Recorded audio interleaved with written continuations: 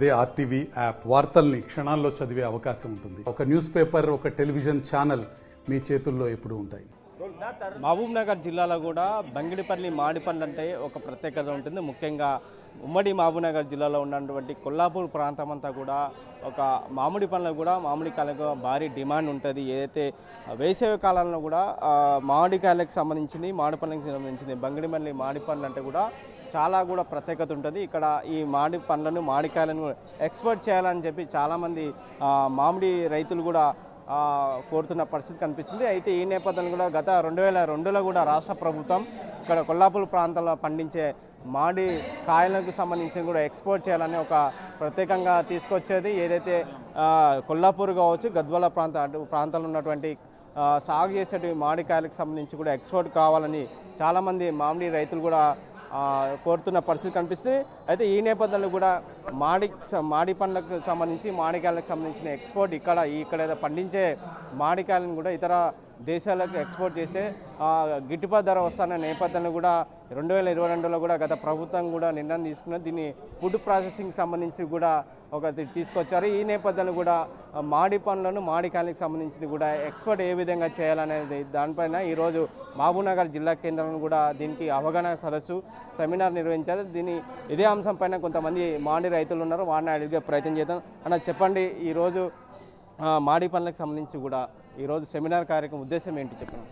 ఏంటంటే ఇక్కడ మాకు ఫ్రూట్స్ కవర్స్, ప్రసాద్ సీడ్ వాళ్ళు ఫ్రూట్స్ కవర్ ఇచ్చినారు. చాలా నాణ్యతతో మామిడికాయలు తేవడం జరిగింది. తెస్తే వాటికి మంచి గిట్టుబాటు ధర, విదేశాలకు ఎక్స్పోర్ట్ చేస్తారు. మీరు రావాలంటే మేము ఒక 200 కిలోమీటర్ల నుంచి 250 కిలోమీటర్లు ఉంటుంది. 200 కిలోమీటర్ల నుంచి మారుమూల గ్రామం అంటే మాది జోగులాంబ గద్వాల్ డిస్టిక్, చింతలకుంట విలేజ్, కర్ణాటక బార్డర్లో నుంచి అంత దూరం నుంచి మేము ఈ యొక్క ఎక్స్పోర్ట్ జరపాలి. రైతుల నుంచి డైరెక్ట్ ఎక్స్పోర్ట్ చేస్తే మాకు కూడా లాభాలు వస్తాయని, మంచి గిట్టుబాటు ధర వస్తాయని ఒక ఉద్దేశంతో, ఆశతో రావడం జరిగింది. అలాగే ఇక్కడ మనం మార్కెట్కి తీసుకెళ్తే 10 రూపీస్ కమిషన్ తీస్తారు కదా, చాలా రైతులు లాస్ అవుతున్నారు. వాళ్ళు వేసిన రేటు ద్వారా 10 రూపీస్ కమిషన్ అయినప్పుడు 100కి 10 రూపీస్ రైతుల ద్వారా దోచుకున్నప్పుడు చాలా లాస్ వస్తుందని ఒక ఉద్దేశంతో ఎక్స్పోర్ట్ అయితే మనకు వేరే విదేశాలకు పంపిస్తే మంచి గిట్టుబాటు ధరతో రైతుల కోసం ఇలా ప్రోగ్రాం నిర్వహించడం జరిగింది. అందుకోసం ఈ ప్రోగ్రాంకి వచ్చి హాజరు కావడం జరిగింది. ముఖ్యంగా ఎక్స్పోర్ట్కి సంబంధించి కూడా గత ప్రభుత్వం 2022లో కూడా దీనికి ఎక్స్పోర్ట్ ఇక్కడ మామిడికాయలు మనకి ఈ బంగిడిపల్లి మామిడిపళ్ళను కూడా చాలామంది విదేశాల్లో కూడా చాలామంది ఇష్టపడుతున్న నేపథ్యంలో ఎక్స్పోర్ట్ విధానం తీసుకొచ్చారు. ఒకవేళ ఎక్స్పోర్ట్ కాకుండా మీరు సొంతంగా విక్రయిస్తే ఏ ధర పలుకుతుంది, ఒకవేళ ఎక్స్పోర్ట్ ద్వారా మీరు విక్రయిస్తే ఏ ధర వస్తుంది, తేడా ఎంత ఉంది లాభం మీకు రైతులకు అనేది లాభం ఏమైనా వస్తుంది? ఎక్స్పోర్ట్ అయితే ఇదివరకు అయితే రాలేదు రైతులకు, డైరెక్ట్ రైతుల ద్వారా ఎక్స్పోర్ట్ జరగడం లేదు. ఇప్పుడు ఎక్స్పోర్ట్ చేస్తారేమైనా ఒక ఆశతో, ఉద్దేశంతో రావడం జరిగింది. ఎందుకంటే మాకు ఇప్పుడు మార్కెట్కి తీసుకెళ్తే ఒక క్యాన్ అంటారండి, మా భాషలో క్యాన్ అంటారు, ఒక బాక్స్ వచ్చేసి మినిమం 1000 నుంచి 2000 వరకే. ఇక్కడ వీళ్ళు ఏమంటున్నారంటే విదేశాలకు పంపిస్తే, ఎక్స్పోర్ట్ చేస్తే 3000 నుంచి 4-5 వేల వరకు అమ్ముకోవచ్చు అంటున్నారు. ఈ యొక్క ప్రోగ్రాం ఇక్కడ మాటల వరకు జరుగుతుందో, రైతులకు చేతల వరకు చూపిస్తారో చూడాలని మీరుగానే ఉంటారు. భవిష్యత్తులో ఎక్స్పోర్ట్ చేస్తారో లేదో తెలియదు, కానీ మాకు ఎక్స్పోర్ట్ చేస్తారనే ఒక ఆశతో, రైతులకు ఎక్స్పోర్ట్ చేస్తారనే ఆశతో రావడం జరిగింది. మీరు చెప్పండి, ఈసారి కాపు ఎట్లా ఉంది? మామిడికాయలకు సంబంధించిన ఈసారి కాపు ఎట్లా ఉంది? ఈ ప్రాంతం అంతా, కొల్లాపూర్, గద్వాల ప్రాంతం అంతా ఉన్నటువంటి మామిడికాయలు కూడా భారీ డిమాండ్ ఉన్నది. చాలామంది కూడా ఎక్కువ శాతం కూడా మామిడికాయలను కూడా సాగు చేసిన పరిస్థితి కనిపిస్తుంది.